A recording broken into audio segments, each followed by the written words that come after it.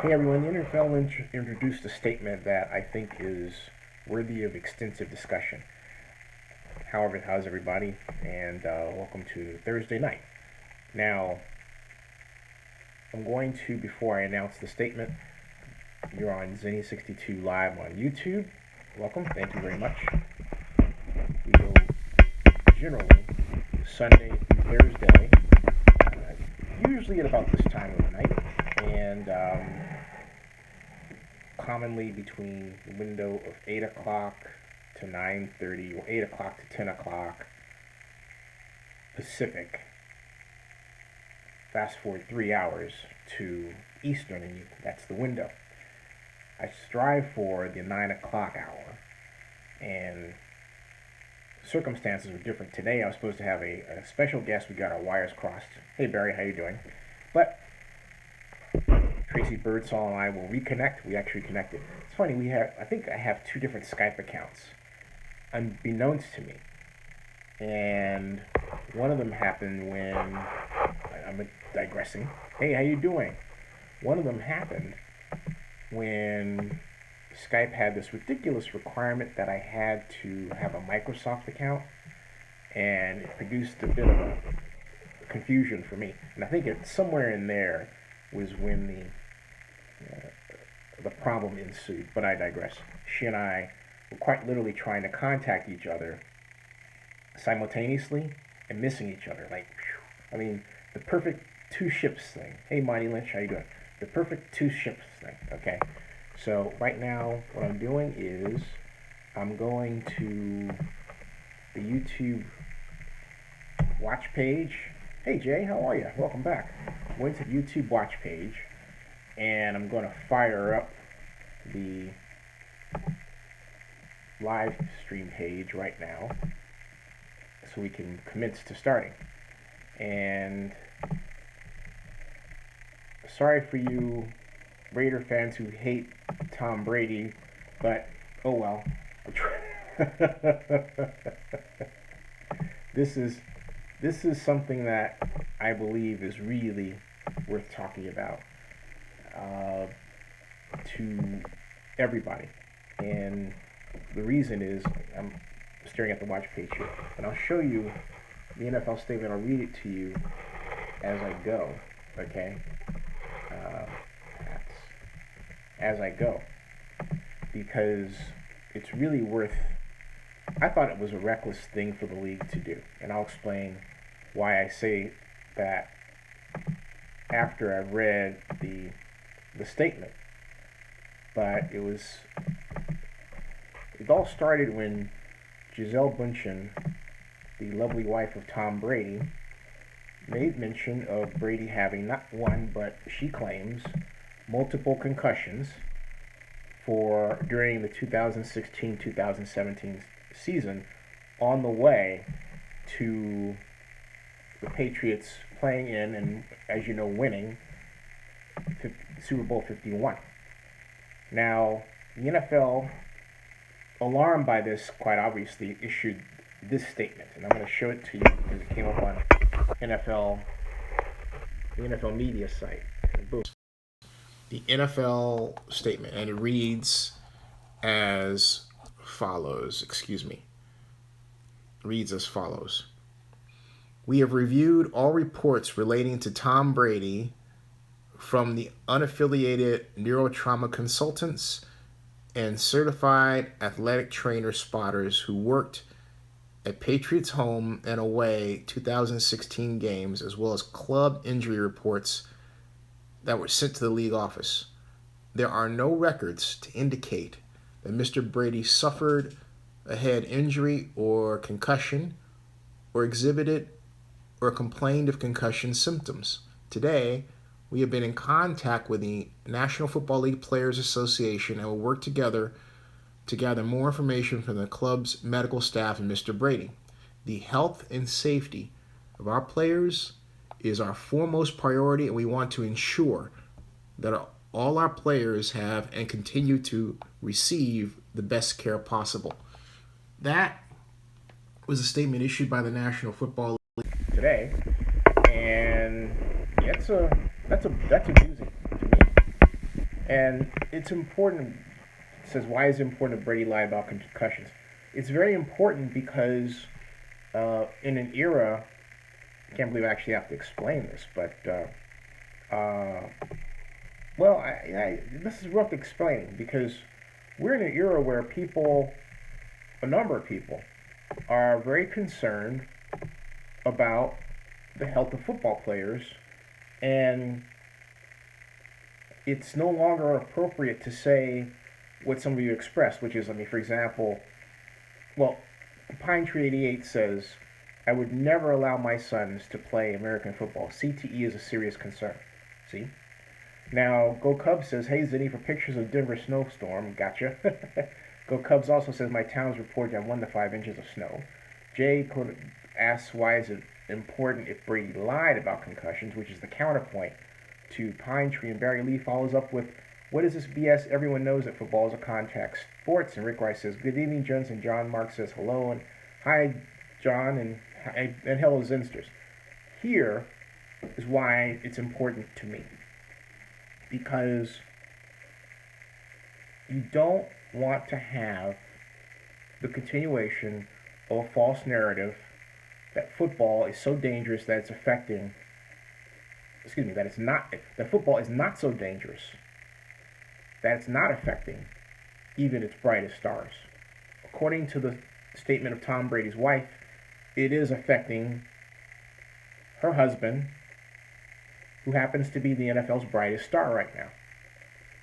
And we have marched to this point by decade after decade after decade after decade of, it's okay, he just got his bell rung. And we find that particularly after the suicide, and I can't believe you guys, well, Barry, I think you're really wrong about that one. And I think we need to have an argument here, because, and a healthy one. This is where I think the Zinster ethic is healthy, because I'm going to disagree with you on that one. And the reason is that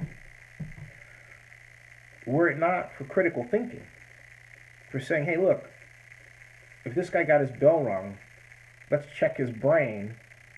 If it weren't for the sad cases of people like Junior Seau taking their lives after their minds were screwed up, okay, because of one too many hits, we would not be at the point where we're hypersensitive to statements like the one that Tom Brady's wife made. So you can't just say, oh, everyone knows football is a contact sport. That's hyperbolic, all right? Rick Rice says, player safety is our number one concern. Haha, what a joke. Rick Rice says, should be making money is our number one concern. And therein lay the problem, Rick Rice. It is, and that's why I pointed to the statement.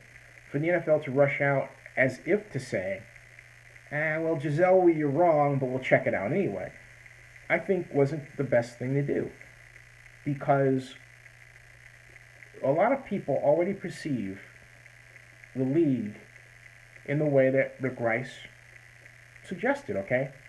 This is yet another opportunity for the league to turn a corner and deal with this very high-profile situation right up front, which they would argue they're doing by the release of the statement, but go a step further, not do anything that refutes her, okay? Now, all right, now your comments are, Go Cubs says, he's talking about the snow. Hey, Go Cubs, what do you think about the Gisele issue? Are you okay, by the way, in the snow? We'll get to the snow issue a little bit later. Barry Lee says, if players follow the rules and stop trying to take out other players, it would cut down on injuries.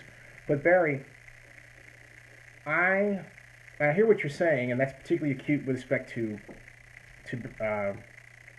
Cam Newton, right? But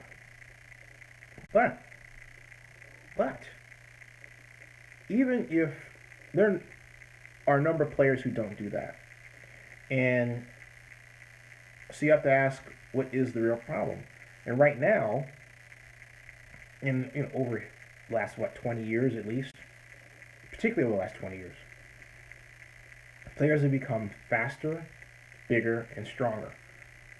And you have to ask where the limit is. We don't know.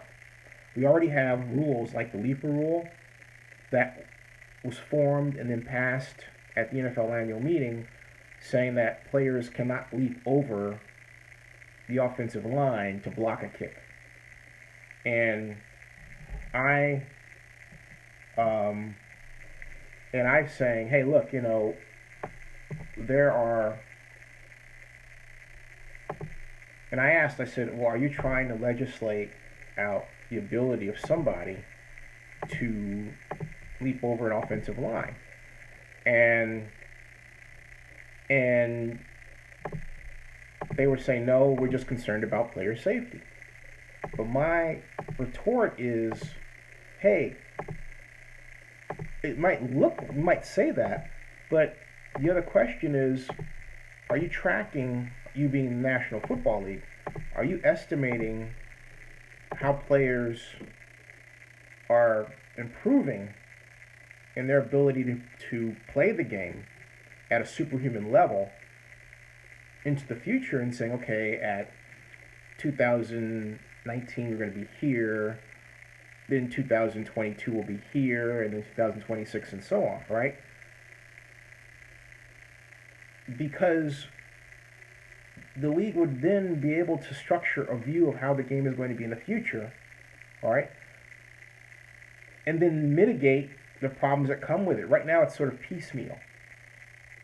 Players are quite, and this is my argument, players are quite literally outperforming their uniforms. And the common standard football uniform has not been fundamentally changed in something like 40 years, 50, well, say, 60, 50 years, okay? It hasn't. So, all right. Now, let's see here.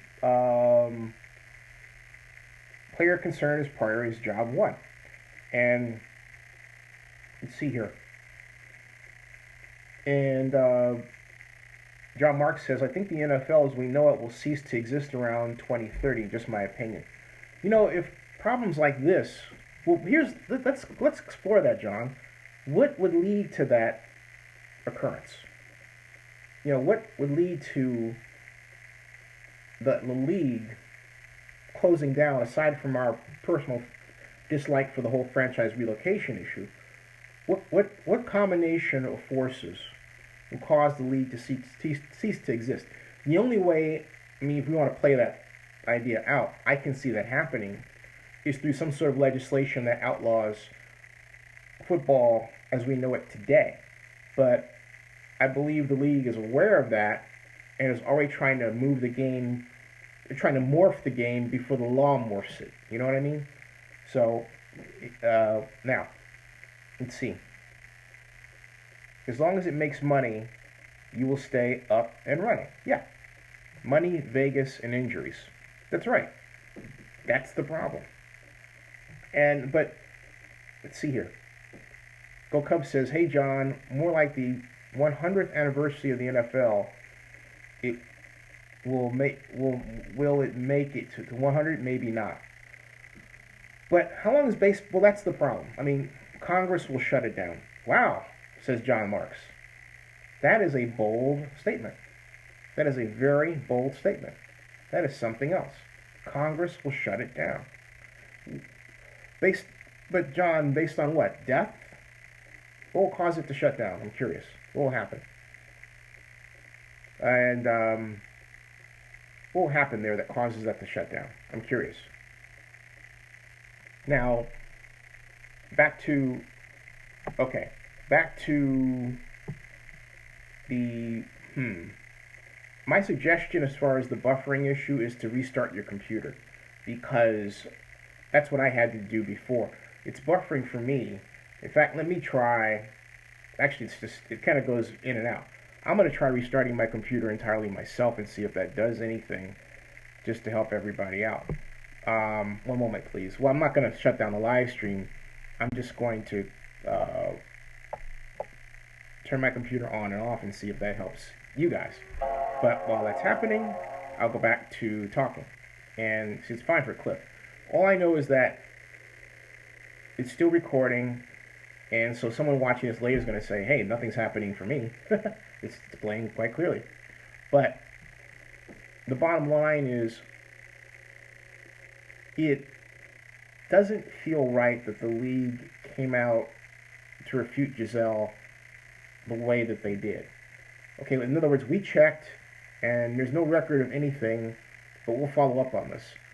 As opposed to saying we are in concert with the concerns of Gisele Bundchen, Tom Brady's wife, and we will follow up on this matter and conduct the appropriate investigations, and then say, to date, we haven't found any evidence to support a finding of concussions during that season.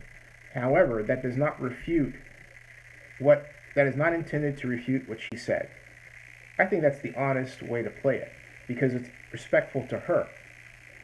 But what we've got right now is we've gone from Deflategate to now we've got, there it is, Concussion Gate. Hey, Concussion Gate. Oh boy. Now, let me go out there and hashtag Concussion Gate. Got a lot of gates going on. We got Trump Gate, Russia Gate, we had Deflate Gate, now we got Concussion Gate. Now we're just one gated community, aren't we? This is something else. So, like I said, I know this isn't a popular topic judging by the numbers. Only 4 of you watching. I don't care. This is something that I'm glad for the people that are watching. Yeah, Tavio, how are you? Because this is a very important subject.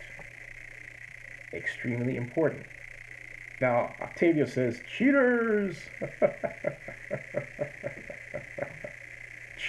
Cheaters. Oh boy, that's hilarious. But does that mean that they should, does that mean that they should be allowed to, suffer through this? I'm curious.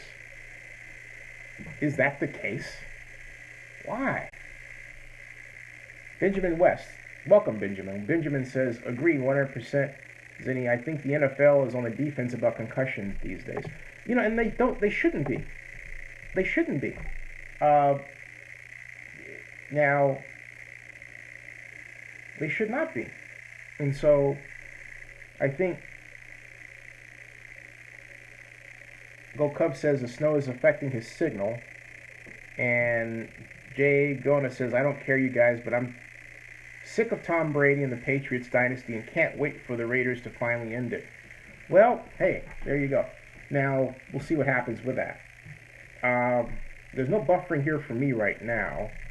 I'm going to try something that might clear things up as well. Let me do this. Alright. This may help. I don't know. But, let's see here. This, if I put this over here, if I unhook this, and put it this way, see what happens. Like so. Maybe.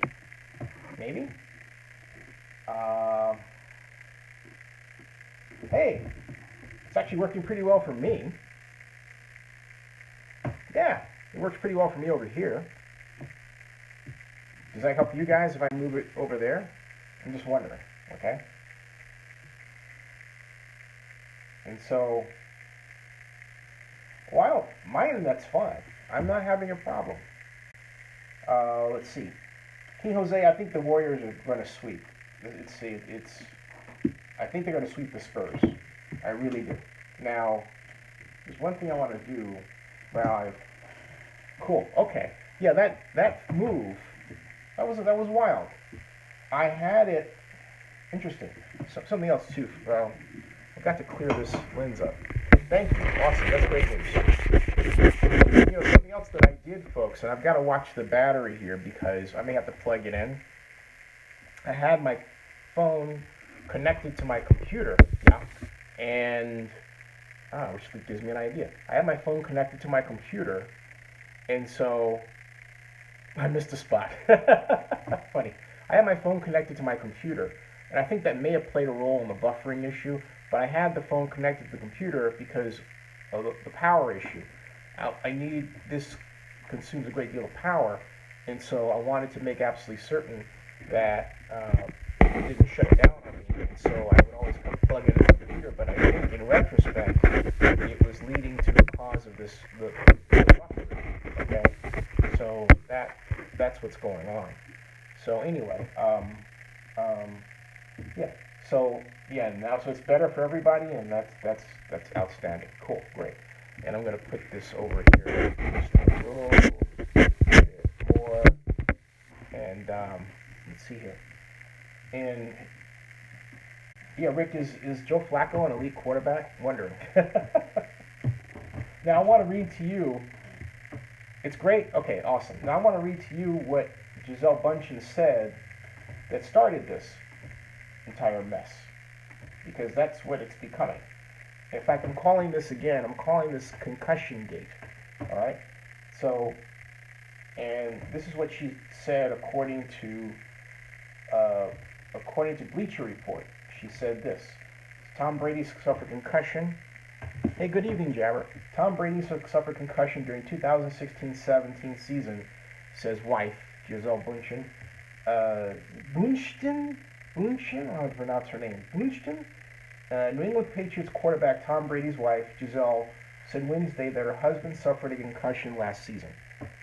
Gisele revealed the news in an interview with Charlie Rose on CBS this morning. And she basically said, in fact, I'll show you that CBS This Morning clip right now. And here it is, okay?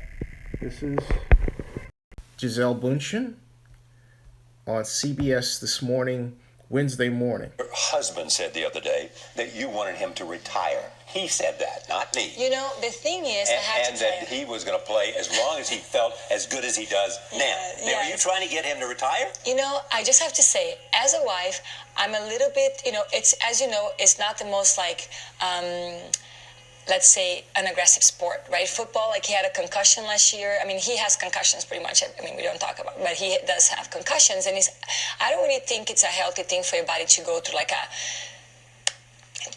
to that kind of aggression, like all the time, and that could not be healthy for you, right? And I'm planning on having him be healthy and do a lot of fun things when we're like 100, I hope. Okay, so there you go. She wants him around for the rest of his life, and her concern, well, I don't know that she snitched. I don't consider it a snitch thing. What I consider it to be is, look, she is as concerned about his health as anyone in a family would be concerned about the health of their loved one. And, Bernard's right. Helmets don't do anything. But they should. And that's the problem. They should. So, let's see here. And so the NFL statement came out like right after, boom, she was on CBS This Morning, Wednesday morning. It came out so fast it hit everybody like a ton of bricks. Whew, okay? Now, the problem is that it's, I think there was a responsible, someone I'm not going to mention said that for Gisele to refer to what Tom Brady is experiencing as a concussion is questionable because what might be a concussion to her isn't to somebody else. I just saw that. I thought, what? That's crazy. But anyway, that's what's framed this. And now it's called Concussion Gate. So here we go, folks. Help me out. Hashtag Concussion Gate. There you go. Hashtag Concussion Gate. That's it. Now, you should be concerned about this as Raider fans because it can affect Derek Carr. He may get his bill on repeatedly. A number of quarterbacks in the NFL this may happen to, and you don't hear about it. So, just saying. Rick Rice says that Tom Brady's wife is something I will not repeat, snitched without even knowing it. No, that's not true. She's a wife. I mean, Rick, how would you... are you married, by chance? I'm curious. Jay says, when players run head first into each other, a helmet won't do nada. The first thing they teach you in football. And Barry Lee, I agree with Barry Lee. Come on, Rick, that's a ridiculous thing to say, and it's one of those situations where I'm very glad I have the appropriate filter to block you from writing anything more inappropriate than that. I thought that was not right at all, at all. And Bernard speaks for me. Octavio said Brady probably never told anybody, and yeah, he probably has a good way of faking it, you know. So Jabber says tuck, roll, spygate, deflategate, concussion gate, and who knows what else gate. That's Jabber. Octavio says he wouldn't want to be taken out. No, think of the last Super Bowl when the Falcons' Grady Jackson hit him on that sack in the early in the third quarter, and just basically just drilled him into the turf. And think about that. He hit Brady so hard. I thought Brady was going to be taken out then, but Brady got back up, ding, and he went right ahead, right?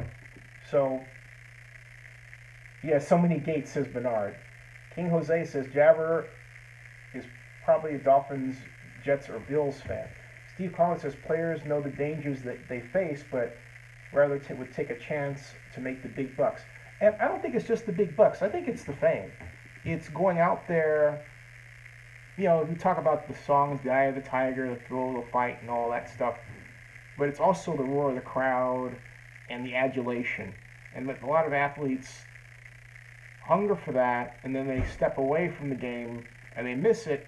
And some athletes don't know how to handle being away from the game. And I think Tom Brady is certainly one of those athletes that wants to keep competing, and he wants the accolades. He wants to keep going, right? So that's the problem. So Jay says most people play for the love of the game, not money. Barry Lee says I just wish I had the money to go to a game and see the Coliseum before it's gone. Yeah, you'll get there. And I think John can see my mom in the background. So, oh boy. I was trying to turn it so that didn't happen, but oh well. What can I do? Oh boy. Everybody says hi, Mom. So anyway, Rick Rice says that he, meaning Tom Brady, needs some of that concussion water that Russell Wilson drinks. What is that concussion water you're talking? What is that? Oh, thanks everybody. That's very nice. They say they all love you, Mom. Really? Well, put the camera off of me. Why I can't, Mom. This is where I had to do it, and I'm on live stream now. Okay, so I can't turn it because. I just came in to get me Okay. juice. Okay. Vitamin C tablet. Okay. Anyway, Take your vitamin C. did I see King Jose 19? That's right. Asked, did I see Isaiah Thomas try to block LeBron? Yeah, that was hilarious. Absolutely. No, that was absolutely hilarious. This is live television. Basically, this is the modern version of live television. This is reality TV, if you like. Reality TV melded with sports commentary. That's what you get. This is what you get. In fact, I don't think anyone's ever done this before like this. Not like, right? Yeah. So because, anyway, the whole point is like, oh, hey, Donis, how are you? Hey, Donis, thank you very much. I have to say, though, that was a great video, but you had music in there from Coldplay that got that copyright flag going, so I had to maneuver around that, and finally I decided, well, I'll take one for the team. YouTube, just a little bit of a point. YouTube Live, and I need to bring this to YouTube's attention, is not properly set up for what's called Content ID. And what Content ID is, folks, for those of you out there who are, I think like Go Cubs, are aspiring to have your own media companies or media efforts, allow me this digression. The problem is that a live stream goes on and on and on and on and on. In Donna's case, his video had a snippet of music that was just a few seconds, well, a minute, right? from Coldplay. And that one entry caused a content ID and a kind of a dispute, which I decided not to wage, okay? That impacted the entire hour, almost hour and a half video. And I need to talk to YouTube about that because it's something that, because a lot of the project managers don't use their own systems on a regular basis, in other words, make videos, they're not really aware of unless you bring it to their attention. But I just wanted to note, Don is fantastic, but when you make videos, make absolutely certain you do not use music that's from an artist like Coldplay or any known artist. There's plenty of free rights music that is available out there today. And I don't mean to get after you, but I want to use this as a teachable moment for you, because it was a beautiful video and it was a great tribute to you, but it had music in there that undoubtedly you've been made aware of is owned by somebody else, in this case Coldplay. So I just want to alert you to that, okay? Now, let's see here. Yes, see, John Marks wants to own his own internet radio station. Hey, Joseph, how are you? And, yes, Steve Collins, you're right, sort of. Rick Rice says, Russell Wilson got a huge blindside hit in the NFC Championship game against the Packers a couple of years ago. He said he drinks special water to prevent concussions. Look it up. I'll do that. And, yeah, John, you don't have to grind so much as just have to start the platforms and move forward. That's all you have to do. And Florida's Flux State. Is that Florida State like Flux State? He asks, is Rick Rice actually Eric T? I don't know. Oh, Donis, no, it wasn't meant as a criticism, more as a, what is the term? It was a constructive criticism, yeah.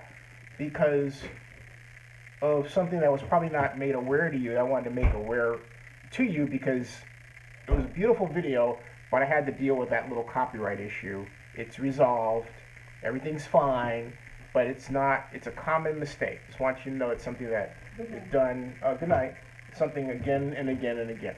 So, yeah, again and again and again. Now, let's see. Is it a good idea to buy stocks for the company I work for? King Jose, I don't know who you work for. John Mark says if you ain't first, you're last. And Jay, you will get there. John, you will get there, excuse me. Jay Gona says, hey, you can even get copyright on Facebook for not having a few seconds of music. Yeah, that's right. But it's not so much ridiculous. I'm comfortable with it. And the reason I'm comfortable with it is simply that there are people who, look, if you're a musician out there and you have a hard time selling your stuff, and then you hear it and you're not getting compensated for that, it's going to upset you. And there's some people who are upset like that, and that's why we're in this environment. But you have cameras recording everything all the time, and people inadvertently record music, sometimes take music they like and they put it on video like Donis did, and the people who own that music don't get compensated for that. And so what's happened is that in the early days of YouTube was getting sued for this sort of thing. Not just YouTube, a number of platform owners are getting sued, big and small platform owners. And so now what the code technology is advanced so that you have what's called content ID, and that's what they have. I mean, and I want it. I signed up for content ID for my videos too, so that they can be taken down and everything. So, oh, okay. King says he works for Nike. Okay. Donna said, did I hear about net neutrality news? Yes, quite a bit. I do. In fact, I have my Zenny62 blog set to pick up news about that. Now, let's see here. Any chance the owners vote down the lease? Given, I doubt it right now. Here's why. I'm not concerned about the owners. I'm concerned about UNLV. because the NFL has been working with the Raiders and the state of Nevada and the representatives of Clark County and the stadium authority now. That much has been revealed in the stadium authority meeting. So I can't imagine a scenario. Well, no, that's not true. I can. I can. I can.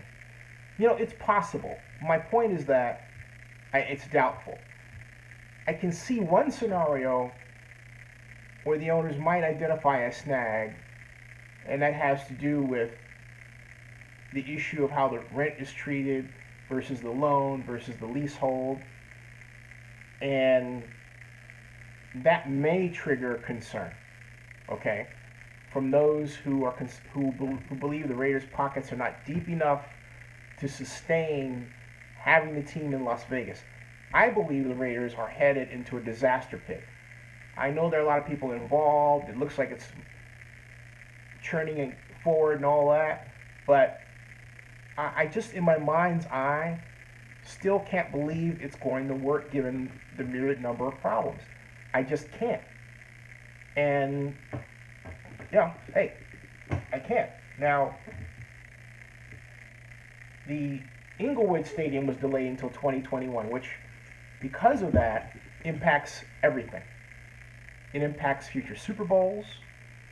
It impacts what will happen in terms of scheduling.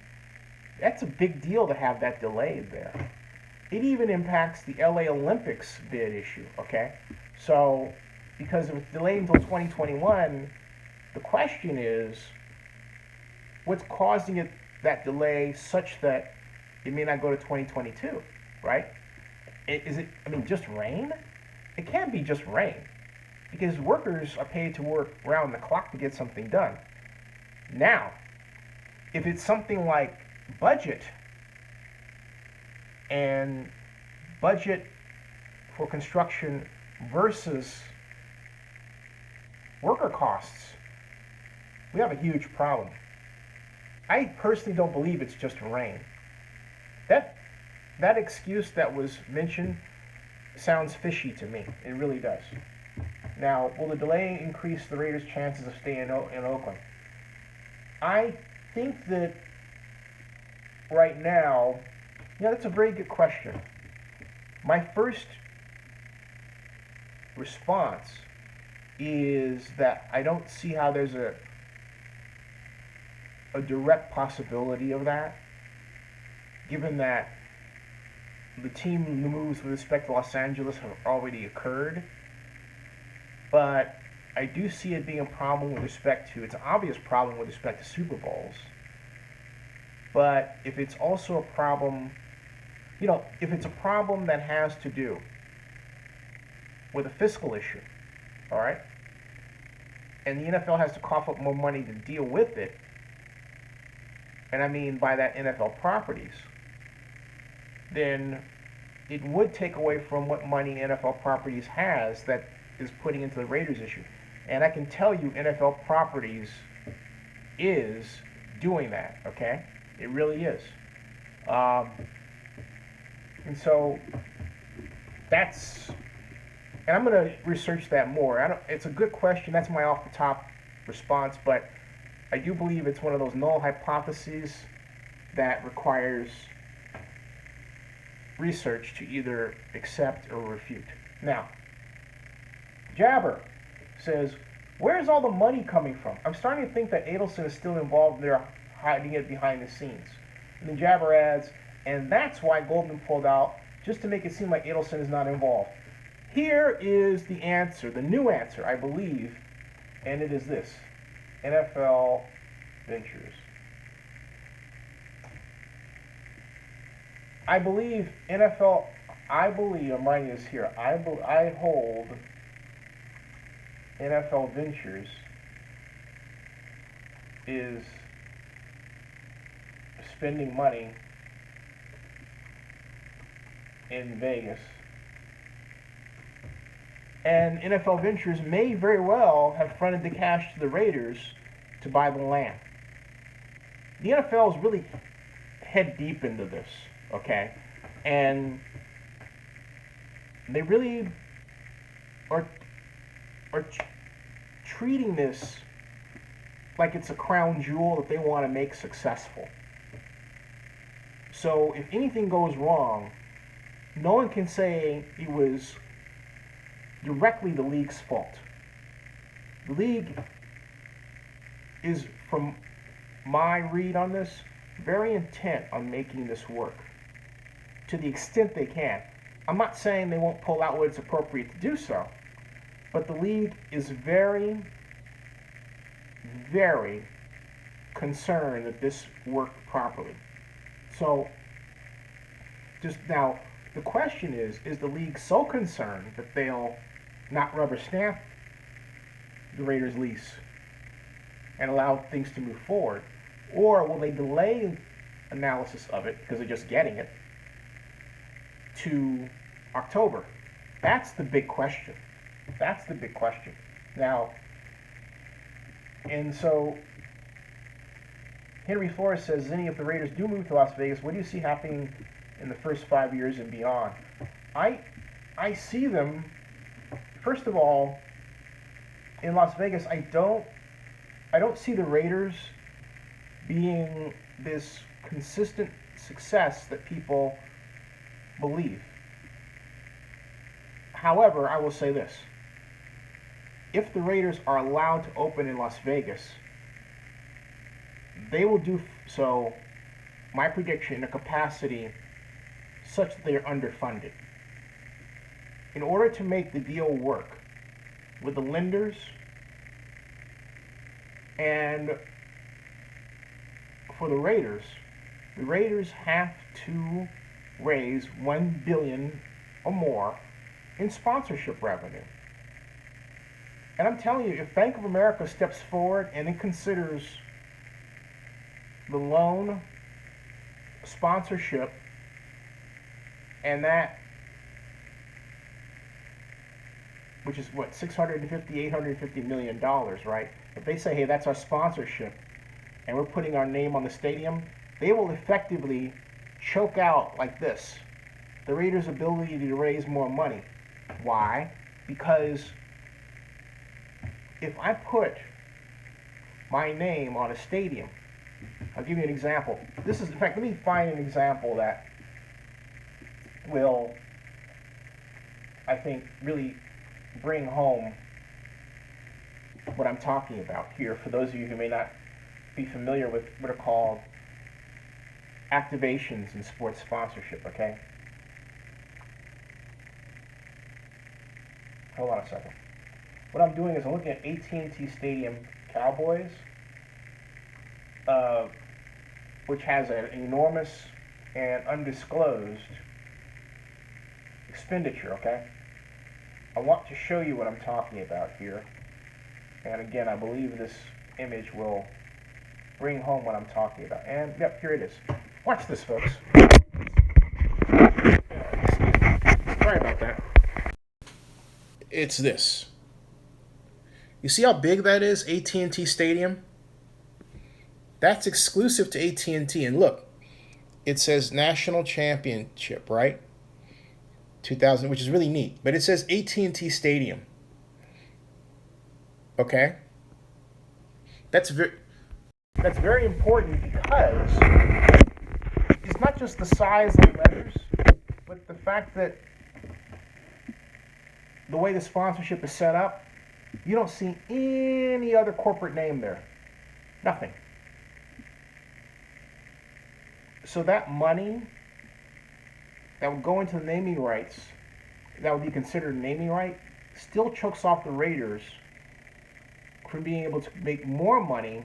They have to be really creative, and I do know of one possible solution to clear $1 billion just to pay for that, just to basically pay for other expenses.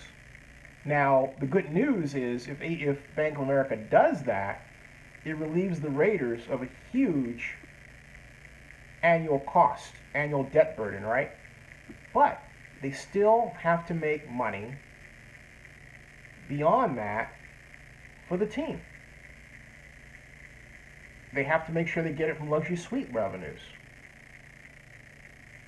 And they have to make sure they get it from other ancillary sponsorships as well. So basically, what they're doing is they're saying, okay, we've got, and it's not that Bank of America is giving them anything extra, all right? Now, if the deal is set up to where the Bank of America says, okay, this much is for naming rights, let's say 650 million, and then 300 million is an additional line of credit, is additional for you to use, all right? That's, in other words, it's additional money that you can employ that you don't pay us back for. That's really great. So they take 650 million, they use it for construction, and they can take the other 300 million and use it just as any other NFL team would use it. If the Raiders are able to set up that kind of agreement, they're in great shape. I don't know that the lenders will agree to that, but I mean, overall, it's a hypothetical. It's a hypothetical. Will Bank of America do what is essentially an exchange? Naming rights for a loan. That's a big question. I'm told this is a traditional loan. If the Raiders can pull that off and get the additional money, that would be one of the best sports financing deals in history. I'm just being blunt. It would be. It would amount to an enormous naming rights deal. Okay? So, now, the Raiders Bunny Ranch, where, oh boy. That's why I'll never be a bank. I'm not saying it'll happen that way, okay? I do know that right now, with that debt, the Raiders are staring at a $27 million annual hole, from my estimate. But you erase that, and you're still about $5 million over, and that's it. It's still razor thin. That's with projected sponsorships. Okay? So, that, being able to transfer that to a naming right is a big deal. But again, the problem is that it crowns out the ability of the Raiders to gain other sponsorships. That is the giant problem. Bank of America is going to want its name everywhere. They're not going to give a frick about any other company. However, it would be for a good reason, because Bank of America could say, hey, look, this is the rent according to the documents you signed in the lease.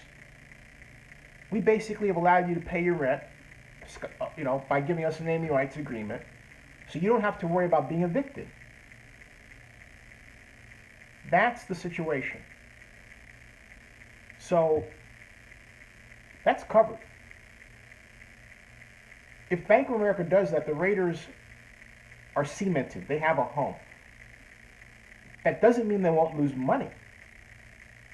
But it does mean, because of the way the deal would be designed if it were based on naming right, that they would be in place. Again, the question is, because if Bank of America does that, it means this. Bank of America essentially makes no money off that. There's no interest. And I need to find out if someone in the industry would actually do a deal like that. I can't see that happening.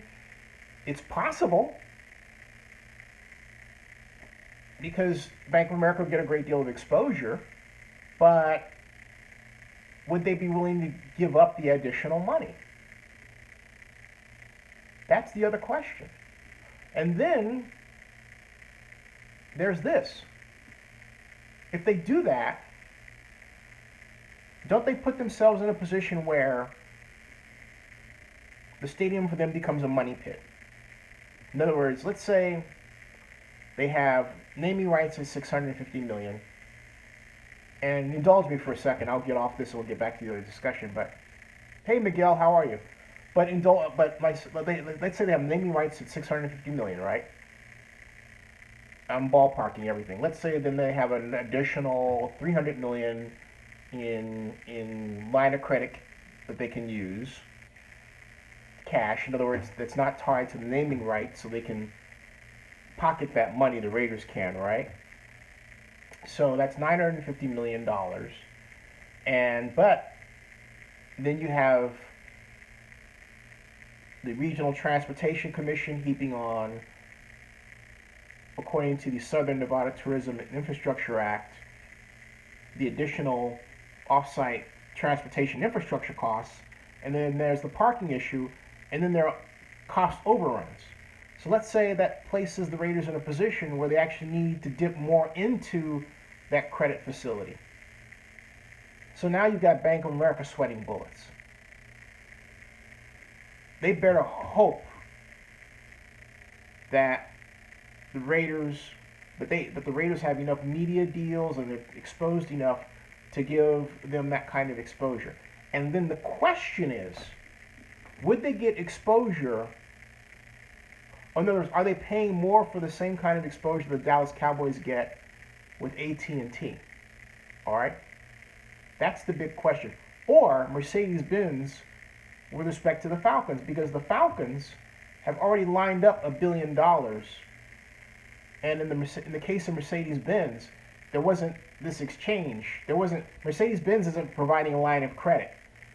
Mercedes-Benz is providing money for the Atlanta Falcons' new stadium. A big difference. That's a big difference. So, sorry about that.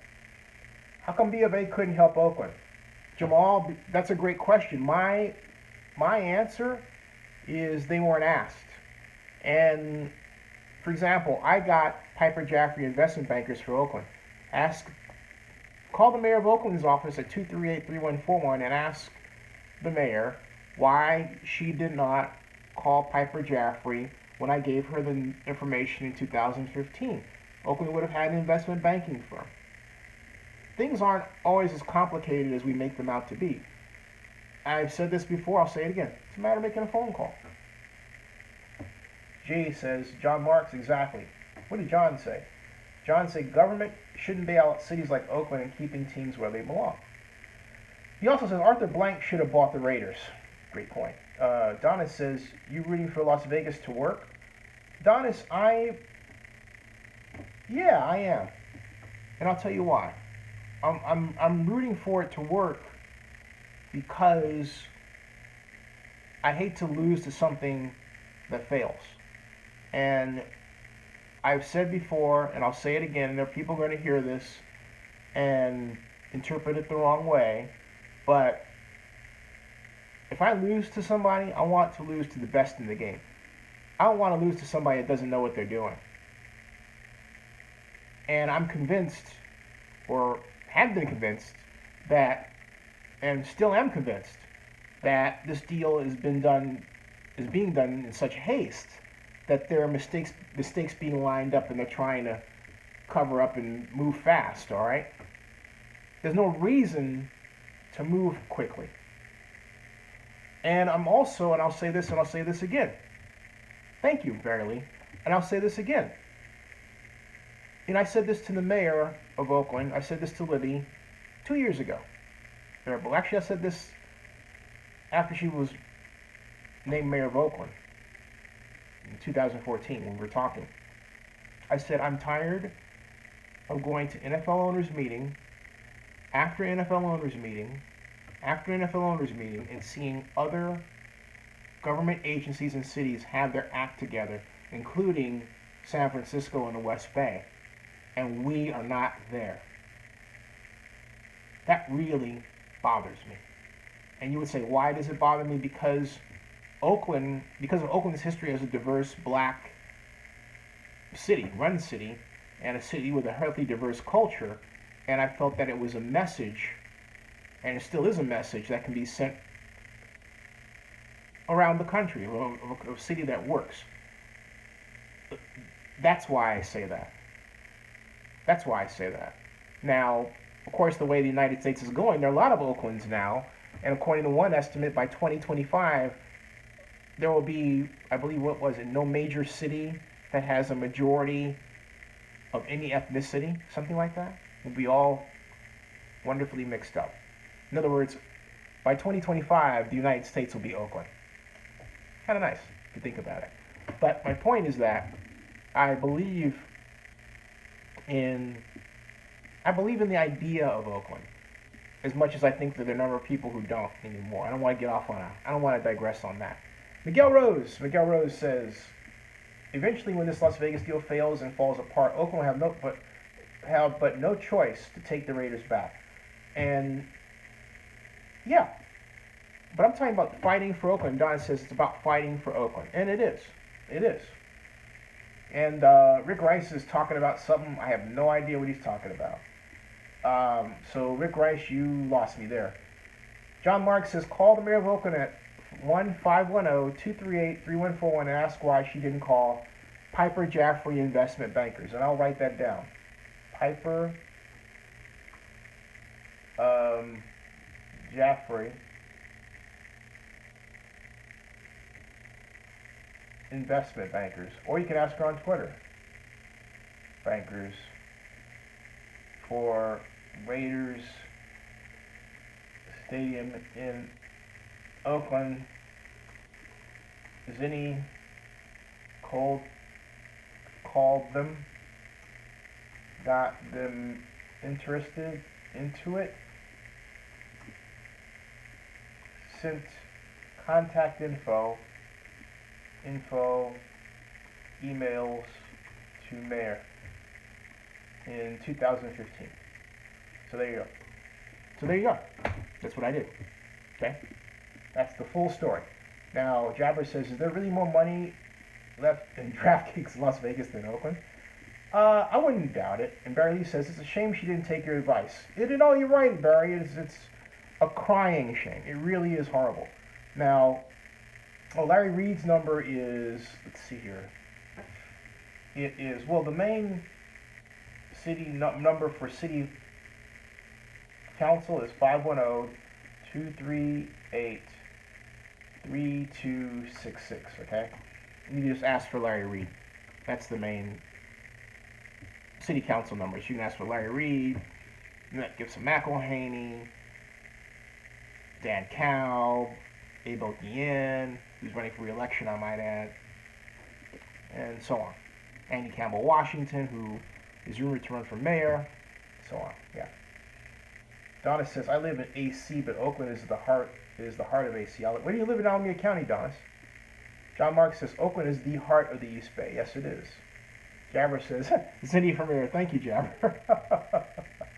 So anyway, I want to get back to this whole matter of Gisele, and I want to see if there's anything on social media that may have been put out there on Twitter about Gisele, from Gisele, in response to the NFL statement. Thank you, John. Appreciate it. Now, let's see here.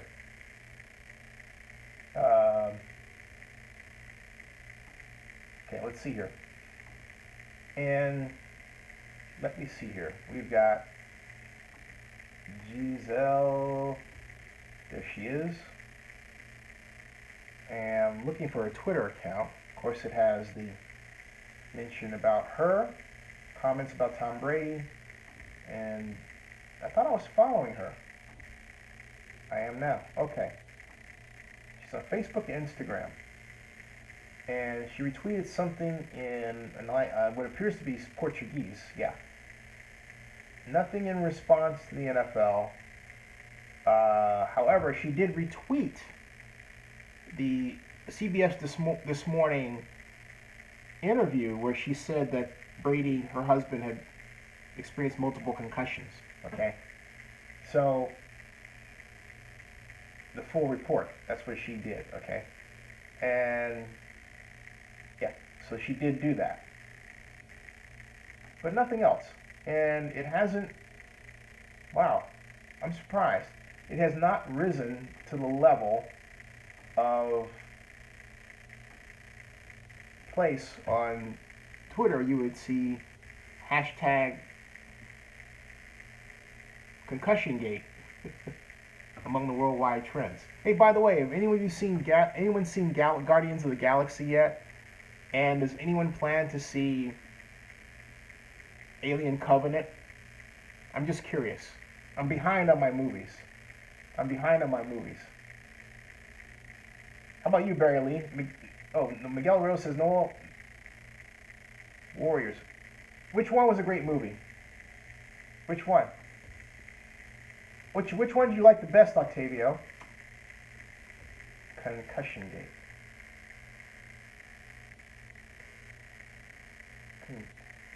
Concussion Gate. Hold on a second. I cannot spell. Let me try something here.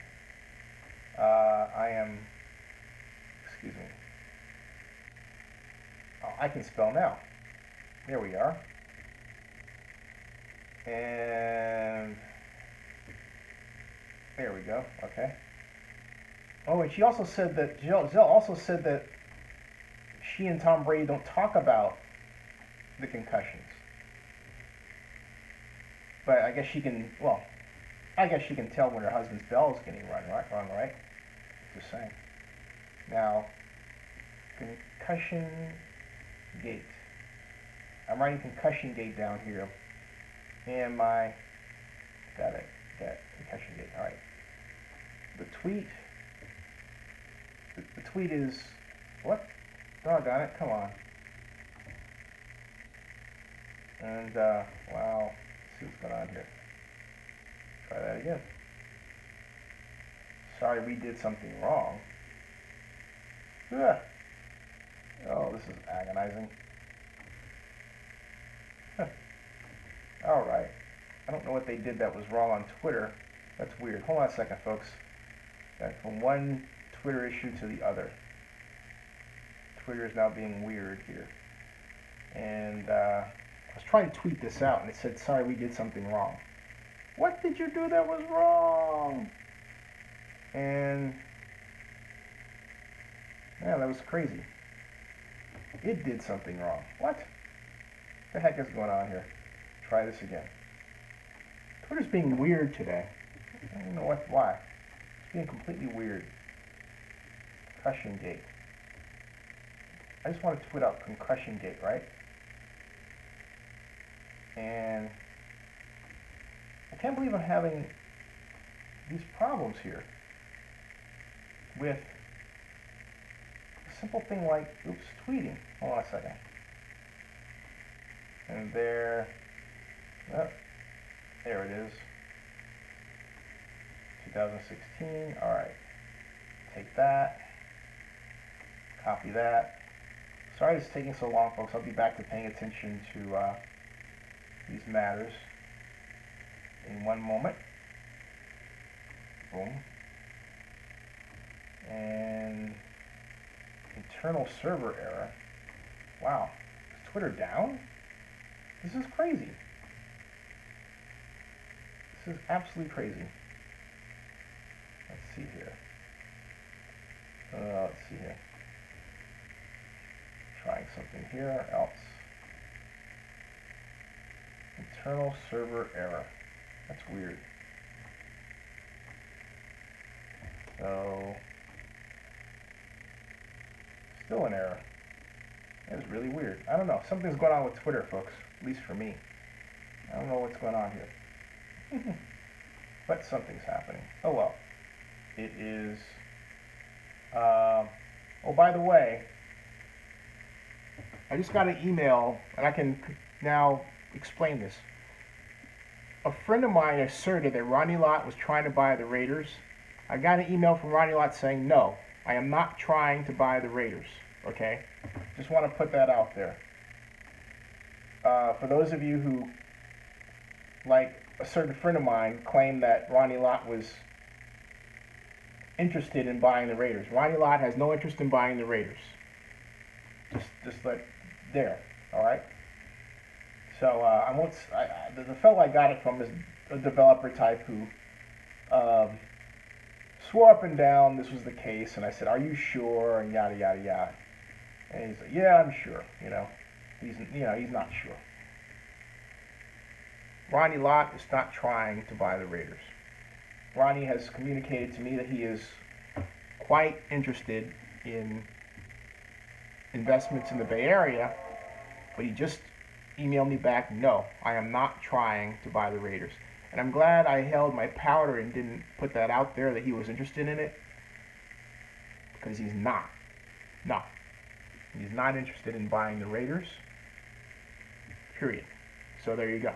For those of you who may have heard that secondhand or third hand and weren't certain or wondered what happened to Ronnie with respect to Las Vegas, there's one piece of the puzzle, and I've communicated with Ronnie Lott on a weekly basis now so far. I can say that about matters associated with the project. But no, he is not trying to buy the Raiders. Period. Okay. I'm restarting my computer here. Oh, by the way, no one ever told me what they like about Guardians of the Galaxy and if they've already seen Alien Covenant. And no, they haven't said what happened to him. No, I think Ronnie is in the Bay Area involved with his investments, his family, and his other obligations. But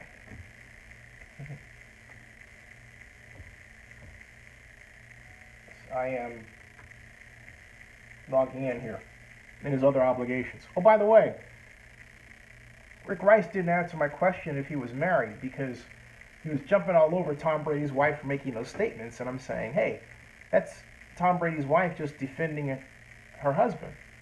Now, Rick chimes in and says he gives the Guardians 8.9 out of 10. Did I read that correctly? I believe. Is that right? So, just curious. And now we're back on, and let's see here. Gotta close all of these deals that... the one problem is sometimes you open a Mac and all these things open up at once. Spotify over here, tune up my Mac over there. It's like, oh, geez Louise. iTunes over there. This iTunes and then Spotify and all this jazz, and it's like, give me a break, man. And I have to go back in and change my settings to stop all that jazz, which I will do later. Yeah. So, okay, here we are. Now, back to YouTube. Back to history. This computer's really going slow today. That's there. YouTube. Go back to YouTube. And then fire up page again. There's the page. Now it says, I'm just as married. Rick is, oh, by the way, Rick says he's just as married as I am. Which means you tried to rekindle a relationship with a woman that you dated at Cal, and that fizzled, right? There you go. Riley says, Zinni, run the new Star Trek trailer on your tube. Can't do that. You don't have to worry about copyright issues. No, Barry, I do. And I'm not gonna. No, I do, and I'm not gonna. What new Star Trek trailer? Anyway, Henry Flores, Zinni, what are the thoughts on Amy Trask? It appeared she was pushed out after Al died. I don't think she got along with Mark Davis, and she's being very coy and silent about that. It's like she has this conversational ring around Davis. She won't touch anything that would seem to directly have to do with Mark Davis. Okay? And I've got to believe that it was related to some sort of contract she signed. So, John Marks is married. Woohoo! Rick 47770. I have not followed the new Star Trek movie since the actor who played Chekhov passed. Yeah, wow. Rick Rice says... No, Rick says he fell asleep watching the Guardians movie, walked out of the movie theater in the middle of it. Wow, you did? It was boring? Woo! You're saying it was boring? Holy cow. That's news. That's news. That's news. Good. That is news. So he's saying that Guardians of the Galaxy 2 was essentially a boring movie. Okay? That's interesting. I'm now writing Concussion Gate in Twitter again. Tweet. Hey, it worked. Woo! Got Twitter. Woo! All right. Woo! Woo! Got it. Rick says he loves being single. Why do you love being single, Rick? And Bernard 543 says GOTG 2 better than the first one. Jay says, Miguel, enjoy being single. You will miss it once you're in a relationship. Laugh out loud. John Mark says, yeah, I know. And Rick says, yeah, to me it was. And then Miguel Rose says, no, Jay Gona, I totally disagree. Being single sucks. Rick 477 says, I like the Avengers movies better. I like them too. Then Guardians of the Galaxy. Barry Lee says, when we get a chance, check out Star Trek Discovery, the new TV show this fall. Okay. Do you think that's going to succeed? I'm not excited about Star Trek Discovery as much as I like and I'm acquainted with its producer, its executive producer, the showrunner, from his days with Hannibal. But I'm not, Hannibal on NBC, but I'm not excited about Star Trek Discovery. Everything from the name to the design of the ship, it just turns me off. You're saying I should check this out, right? Now, let's see here. The grass is always greener. Henry Forrest is happily divorced. Rick Bobby says, Amy, Reggie, and Dennis Allen had a blow up. Dennis Allen? Blow up about trading for Matt Ryan since she preferred starring Terrell Pryor. Oh, yeah, I think if that's the case, if that is the case, then Amy, I think, was correct. I thought that trading for Matt Flynn was a waste of energy. Matt Flynn, where's Matt Flynn now? Let's see. In fact, let's see that. We know where Terrell Pryor is. And I made a prediction that Terrell Pryor would start for the Raiders 3 years before he did. But Terrell Pryor is one of those talents that demonstrates many NFL offensive coordinators do not know what or how to teach offensive football in such a way that Pryor can be effective.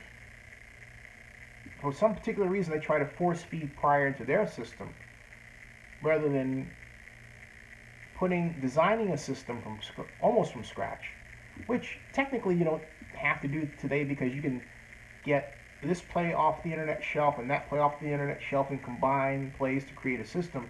But you can build something that works uniquely for Terrell Pryor. And Terrell's a smart guy. I just believe that Pryor needed someone who insisted that he be a quarterback and that he be the starter. And it looks like Amy was that champion as much as Dennis Allen wasn't. And no, I thought bringing in Ryan was not Matt Ryan. His name isn't Matt Ryan. That's the Falcons quarterback. But bringing in that guy was not the best approach to go. So, and now on that, let's see here. And Ricky Bobby said he set Pryor up so he could trade him. And Bernard wants to bring Pryor back so he could play the slot. And yeah, that was Al Davis' last pick. The real legacy that I think Hugh Jackson was the man who supported that as well.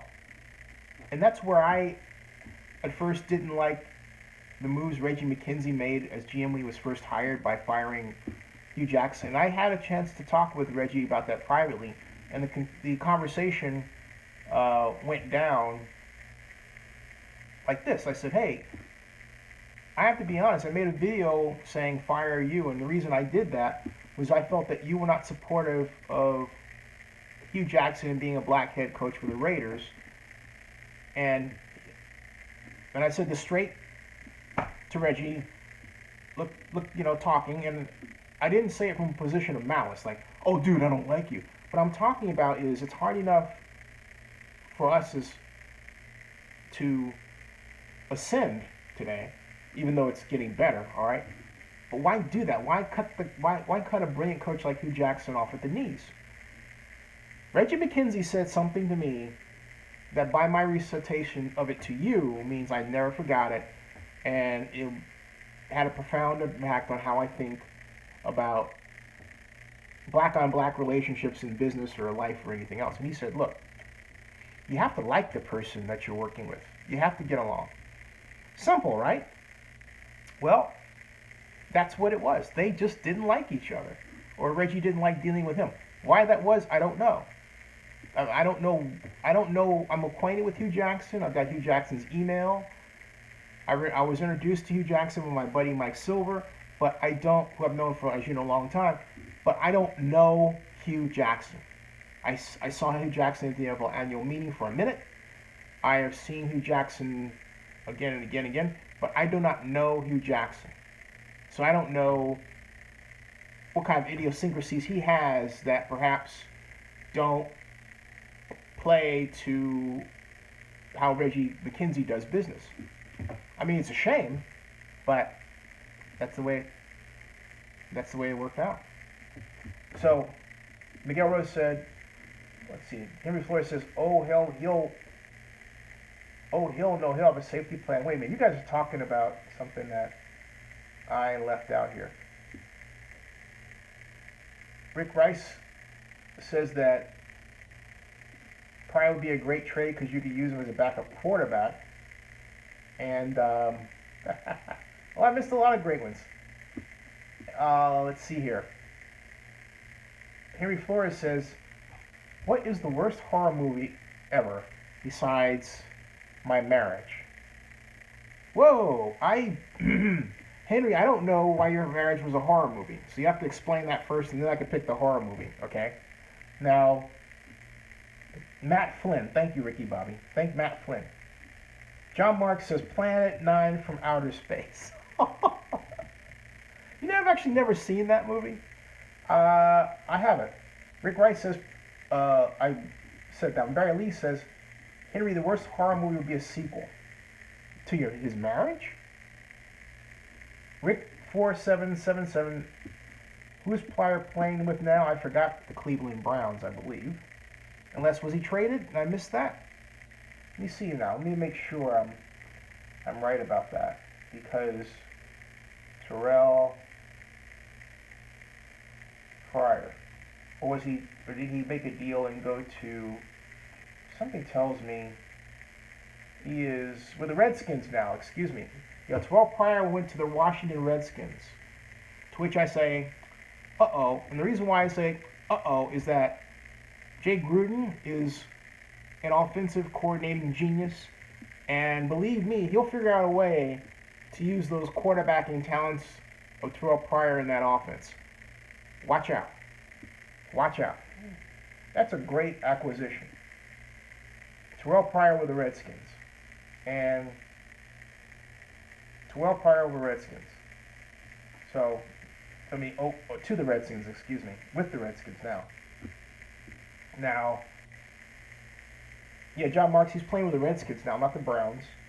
Ricky Bobby says, Hugh traded for Carson Palmer instead of starting Pryor when Campbell was down. Yes, I didn't like that at all. Give Pryor a chance to excel. Such a creative opportunity lost. But you know what? I have faith. Well, I don't have faith. I have faith in God. But I believe Jay Gruden will find a productive place for Terrell Pryor in the Redskins offense. I really do. Now, Rick says Palmer's a choke artist. Barry Lee says John Marks. I don't know why. Miguel Rose says the worst movie of all time. Oh man, you guys have a lot of these streams going. I can't follow them. Nobody's putting any money change. Like nothing is sticking up there. Miguel Rose says the worst movie of all time is The Attack of the Killer Tomatoes, The Blob, and The Toxic Avenger. I like The Blob. Henry Flores says he'll have a safety plan and start thinking about remarrying me and my family would shoot me. John Marks says Forbidden Planet. John, excuse me. Forbidden Planet was an awesome, classic science fiction movie. Okay, it just was. Rick Rice says Pryor got traded to the Redskins. Jabber says Terrell Pryor is playing for the Skins. Yes. Rick Huckabee. Sabanikowski, the kicker. What to do? Will he cut it this year? I think so. I think so too. Rick 4777. So he's a wide receiver now. Yes. Ricky Bobby says the Browns should have moved Pryor back to quarterback instead of making him a wide receiver. I agree. Certain Pryor was for not traded. Yeah, right. Free agent. Thank you. Barry Lee. John Marks. Yeah, no, that's a good movie. Yeah, Forbidden Planet's an awesome movie. And Puppet Masters. And let's see. Killer Clowns from Outer Space. Says Rick 4777. And Barry Lee says, I don't care what people think, but Can Xanadu was terrible. But Olivia Newton-John made it good because she was hot and still is hot. I agree. And let's see here. John Mark says, Zinni, Barry Lee was asking me, where did Robbie the Robot's first appearance in a movie? Oh yeah, Forbidden Planet. But I can say I actually met Robbie the Robot.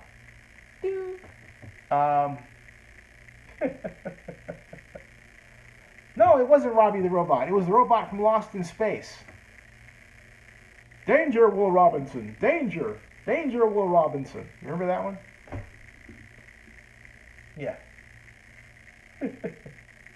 Worst horror movie, Attack of the Mushroom People. Boy. Attack of the Mushroom People. I've never seen Attack of the Mushroom People. How many people are going to see Alien Covenant? Me? Show of hands. Alien Covenant. Anybody? Going once?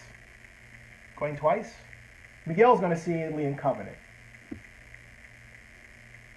And Rick 477 says Obi Fosu was a steal. He was. That's it. Now, how many are going to see Rick 4777 says he's more of a Predator fan? How many are going to see Wonder Woman on June 2nd? I say 2 arms up. I can't wait. That is one badass Wonder Woman. I'm sorry, I think Zack Snyder got it right, and I was concerned he got it wrong. Now, John Mark said, you should think that was Bob Wilkins' first ever movie he showed on KCA Channel 3 in Sacramento. Okay. Bernard says, hell yeah, Wonder Woman, baby. Ricky Bobby says, ding. Barry Lee says, Wonder Woman, yes. Henry Flory says, me. And I say me. And Corvette says, Carson Palmer trade was stupid. I can't stand Palmer. And Bernard says, her earlier review of Wonder Woman was really positive. Yeah, I also read, though, that tracking is the amount of money it's expected to make first weekend out, was at $83 million. And I don't find that disappointing. The author of the blog post felt that was disappointing. But I look at it this way. If Wonder Woman is tracking at about where Captain America First Avenger was tracking, that's fine. I don't expect it to do worse than that. I expect it to be about at 80 to 100 million first weekend out. First weekend out. This is an exciting movie. It's an exciting movie. Now, Jabber says, Ricky Bobby gives 2 hands. Jabber says, Zinni, I always wonder, since the Redskins aren't allowed to trademark their name, why don't people demand Oklahoma to be renamed? It means the Red People. Well, that's a different discussion for a different time. I don't have a fast answer for that because I want to do some research there. I want to talk football. But let's see. Bernard says regarding Wonder Woman that he was guessing 90 to 100 million opening week. And Rick Rice says, our defense, talking about the Raiders defense, is very underrated this year. I think our D will be great as long as Mario Edwards can stay healthy. Hey, what do you think of the Tampa Bay Bucks defense and their acquisitions? Miguel Rose says, hey Zinni, later this year I'm going to see Spider-Man Homecoming, Wonder Woman, Blade Runner 2049, and Star Wars Episode 8, The Last Jedi. But my question to you is this. Shouldn't Rey and Finn get married in Star Wars Episode 8? I am all for John Boyega and Daisy Ridley being a couple on screen. I think it'll be fantastic. I think their chemistry is just awesome, okay? Now, Zinni, have you seen Birdman with Michael Keaton? Yeah, that was a great movie. I saw that on the plane.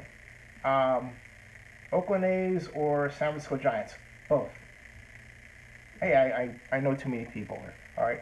Zinni, you see Supergirl this week? Linda Carter had a big role. Yeah, I didn't see it because we were watching the Warriors, right? So I was kind of looking back and forth, okay? But I am ready to be done with this Mon-El stuff. And the people who have this like hashtag caramel as opposed to, I would prefer Cara James, right? So it's like, give me a break. I mean, they soft pedaled the relationship, Barry. I mean, we've all talked about this before. The Supergirl writers and producers soft pedaled the interracial relationship, and they went on this hunt for like the white guy. And Mon-El was like, oh, the white guy. And then they wrote it so that he was cool, gave him all these scenes and all that stuff. They could have done the same thing with McCann Brooks and James Olsen. You know, so, you know. So, yeah. Did I like Batman versus Superman? Actually, I did. I've only seen it once, though. Did you? Some people found it annoying. Miguel Rose, let's see. Zinni gets, Tanner gets free screening tickets to Wonder Woman. Worst horror movie, I'll mention Jesse James meets Frankenstein's daughter. No. Worst horror movie ever, Frankenstein Conquers the World. Awful. Now, Zinni, I saw Suke. Now, what else am I missing? I can't wait for the new Blade Runner flick. Oh, my take on the ending? You know, as far as Birdman, Oh, I disagree, Rick Rice. I think the Bucks defense is going to be great. They've got some great acquisitions on the line. So I think they're going to be much better this year. Now, scheme-wise, they need to blitz more, but I think they're going to be more effective. But they were getting better toward the end of the year. Now, it's a storyline that Supergirl is going on. Yeah, I need to click that one. Did Linda Carter have a cameo in that new Wonder Woman movie? Don't know. Now, as far as the ending to Birdman, I didn't now that I remember it, I didn't like it so much. Yeah. I mean, that left me a little bit confused. What did you think? Rick Rice says, the Bucks are on the comeback up, that's for sure. Miguel Rose says, the Raiders still need to get revenge on the Bucks. Yeah. Super Bowl 52. Jamal Mills says, Jax will have a better defense. Agree or disagree? I agree because of their coach, Tom Coughlin. In fact, because Tom Coughlin is the Jacksonville Jaguars head coach, that makes the Jaguars a wild card. I mean, look at their draft with the selection of Leonard Fournette. And then, look, they backed it up by getting Cam Robinson, basically to block for Leonard Fournette. All right, two great SEC guys. And I haven't had a chance to go through all their draft listings. I'll do it, but wow. Just on paper, from that perspective, they look formidable. We'll see. We'll see. The question is, and we'll get an answer this year, or we'll have to. How much did Tom Coughlin learn from his time coaching the Giants with respect to that voice he gives the players? Will he know how to moderate a little bit and tune it up, tune it back, so he doesn't get into a stray hand issue like before? I think so, but we'll have to see. Okay. Now, I'm going to the Raiders home opener. Reggie says the deal would get done with Carr. Yeah, the ending was anticlimactic. It just wasn't something that, when I watched it, it left me kind of scratching my head, What was that? Last question. Who saw this is the end? Was that the Seth Rogen movie? I didn't see that. Oh, by the way, it's 1:53, folks. I'm going to stop at 2 o'clock for those of you who just joined us. We're going until 2 in the morning in the East. Seth Rogen, yeah. Did you see the interview? That was hilarious. That was absolutely hilarious. I like that. I like that one. Now, I'm thinking of seeing the movie with Amy Schumer, Hey, how many people have seen Get Out? I love Get Out. I would like to see Get Out again. That was great. That was great. Rick says he's got to take care of Mac's contract, though. Yep, we do. Miguel Rose says, hey, Zane, don't forget that the Bucks forced Rich Gannon to retire in 2003, so that's another reason why the Raiders need to get revenge on the Bucks. Gotcha. John Mark says, Linda Carter will have cameo in Wonder Woman movie. So says comicbook.com. That's cool. And a much better reasons to see Wonder Woman. Not that there already aren't good reasons, but, they should put that in a commercial. Hook people with that. Hey, here's Linda Carter, right? Now, Get Out was a really good movie, Jamal. Oh yeah, that was hilarious. It was hilarious. But Ricky Bobby says it's on video now. Oh really? Thank you, Ricky Bobby. Rick4777 says I kind of wondered she was going to have a cameo there. Ryan Huxley says, why did Raiders trade Gruden to the Bucks? Because Al Davis got mad at John Gruden, and the idea was always that, well, Gruden was getting too big and that Al couldn't stand someone whose ego was as big as his, and basically traded him to the Bucks. So that's the story. Now, I'm sure there's more to that than just that kind of juvenile level explanation, but that's the popular story that's been told, and right there. And that's what happened. I think that was a big mistake. It really was. Now, it may be like a Marcus thing, says Ryan. In fact, let me see something here about if there's any other follow-up on why Al Davis, as my mom always says, ask the internet, traded Gruden to Bucks. Because, I've always had that popular backstory, right? And this is from the February 19th, 2002 Los Angeles Times. The headline, Gruden gets big bucks, Raiders get draft picks, okay? And faced with the reality that they would lose him one way or another, because he was going to quit, all right? The Oakland Raiders traded John Gruden to the Tampa Bay Buccaneers on Monday for 4 draft picks, okay? 2 first-rounders, 2 second-rounders, and $8 million. And Gruden says you never try to get too surprised in this business, but this certainly was surprising. Gruden told the Times at a phone interview from his Pleasanton, California home. He agreed to a 5-year deal that will pay him almost $4 million a season, more than tripling his current salary. Now get this, he actually makes more working for ESPN. He's $30 million, 5 years, $5 million a year, which is for 6 years, okay? Now, because the Bucks were introduced him Wednesday as their coach, and they said that the move marked a startling about-face by Raiders owner Al Davis, and was inspired by a need to improve his struggling team and a fear of being upstaged by the San Francisco 49ers. And the Buccaneers were desperate to land a replacement for Tony Dungy, and were rebuffed by the Raiders in their first run at Gruden, and then they turned last week to Steve Mariucci and was allowed to interview him there. So basically, Al did a deal, okay, and he dealt his coach, and he dealt his coach, but also John Gruden was and is his own man, and I think a lot of that had to do with why Davis traded him. He wasn't pliant, which doesn't say much for the Raiders. Rest in peace, and all due respect for how Mr. Davis handled the situation. But look, the story is what it is, unless someone has another version of events that they want to introduce.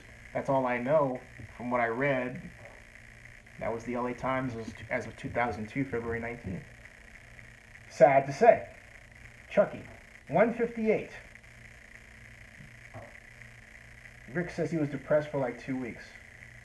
We are a nation, Raider Nation. Rick says, why not the Raiders or a nation on its own? Corvette says the Gruden trade sucked. Had one good year after he left, then the Raiders win the tank for 10 plus years. Yep. And hey, and after what? The first year and the second year, the Bucks did too. So, 831 Scott asked me what my thoughts are on the move that Zaza Pachulia did on Kawhi Leonard. Do you think it was dirty? No, I thought it was an accidental one.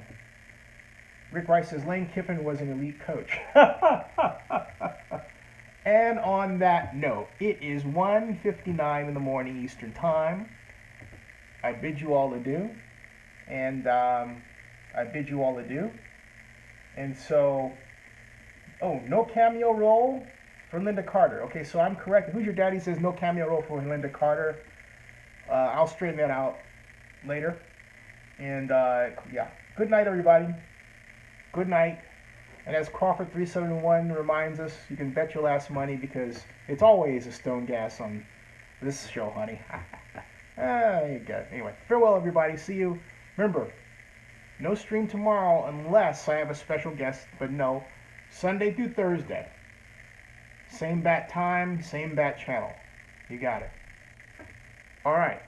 I'll see you guys, okay? And Rick has the last word. He says good night, and to which I type good night. Good night, all. Have a great rest of the week. See ya.